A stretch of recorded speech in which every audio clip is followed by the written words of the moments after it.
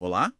Hoje a gente vai dar uma olhada em Talvez Você Deva Conversar com Alguém, da Lori Gottlieb. É um livro bem interessante. Muito bom mesmo. O que pega logo de cara, assim, é a perspectiva, né?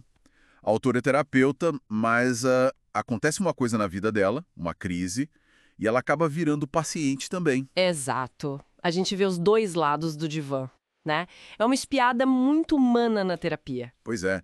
E a nossa ideia aqui é, tipo, explorar um pouco as histórias, os temas, para sacar por que esse livro conecta tanto, sabe?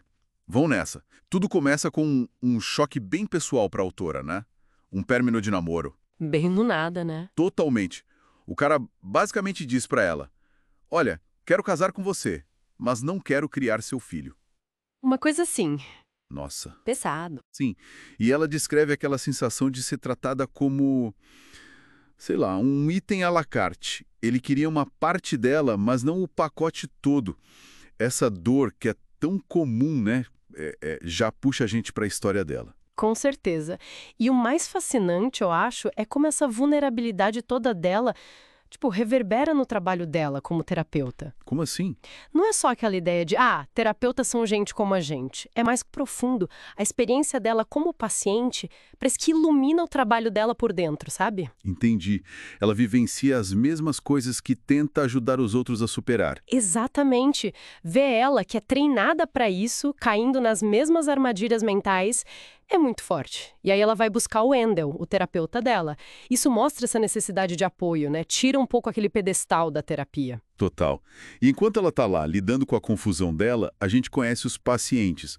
As histórias vão correndo em paralelo. Sim, são vários casos bem diferentes. Tem o John, né? Um produtor de TV, assim, super arrogante, que acha que está cercado de idiotas. E que não larga o celular nem na terapia. Um clássico moderno, infelizmente. Pois é.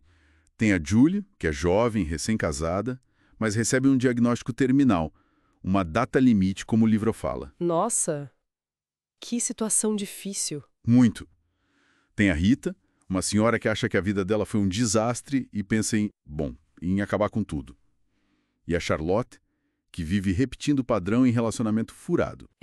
São dores muito diversas, né? Mostra bem o leque do que aparece num consultório. Exato. Vidas complexas. E falando no John, o caso dele é interessante para ver uma técnica que ela usa, o aqui e agora. Ah, sim.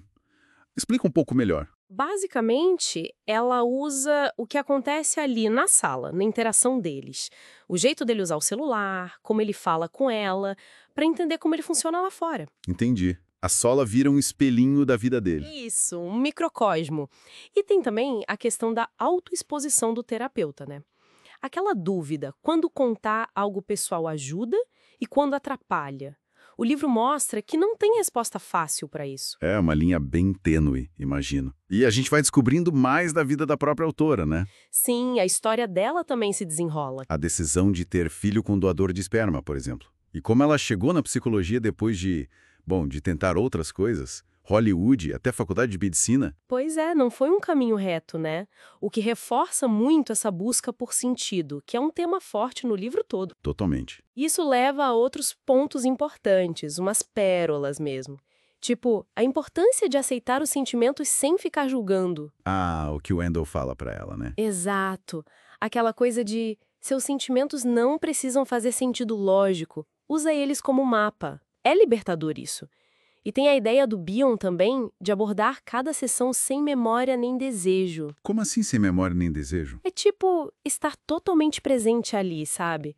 Aberta ao que surgir no momento, sem se prender demais à teoria ou ao que você acha que deveria acontecer. É um desafio enorme, até para quem tem experiência. Nossa, faz sentido. E no meio disso tudo, ainda tem a própria crise de saúde da autora, uma doença meio misteriosa que aparece. Pois é, corre em paralelo com as crises dos pacientes. Ela está ali, ouvindo tanta dor e ao mesmo tempo lidando com os próprios medos, a incerteza física. Essa fragilidade compartilhada é muito tocante, né? Entre ela e os pacientes. Muito. E acho que tudo isso deságua numa das mensagens mais poderosas do livro. Não existe hierarquia na dor. Ah, isso é ótimo. É um alívio ler isso, né? Porque a gente vive se comparando, mas o sofrimento é universal, comparar não ajuda ninguém. E mostra também o desafio para o terapeuta lidar com as próprias emoções ao ouvir histórias tão difíceis. A reação dela com a história do John e do filho dele, o Gabe, Sim, é bem forte essa parte. fala muito sobre perda, sobre conexão, sobre essa nossa necessidade de ser visto, de ser compreendido, né? Bom, para resumir então, o livro vai tecendo a vida pessoal da terapeuta, as perdas, o amor, a doença, a carreira, a maternidade, com as histórias dos pacientes, que são super íntimas, às vezes chocantes. É um retrato muito honesto, né? Da confusão, da dor, mas também da beleza que é ser humano. Totalmente. É mais que um livro sobre terapia, sabe? É sobre a experiência humana. A leitura em si já é meio terapêutica, eu diria. Vale muito a pena. Concordo plenamente. Mostra que, no fundo, a gente compartilha muitos dilemas. Essa busca por significado, o medo de mudar, a dificuldade de se conectar de verdade, a inevitabilidade da perda. E a terapia aparece como esse espaço corajoso, né? Pra gente encarar isso tudo. Fica então a reflexão, né? E se a gente conseguisse olhar para a nossa própria vida e para as vidas de quem está perto, com essa mesma mistura de, sei lá, curiosidade, compaixão e coragem para ver a verdade, como a gente encontra no livro, o que será que a gente descobriria sobre nós mesmos, sobre essa jornada humana tão imperfeita e bonita?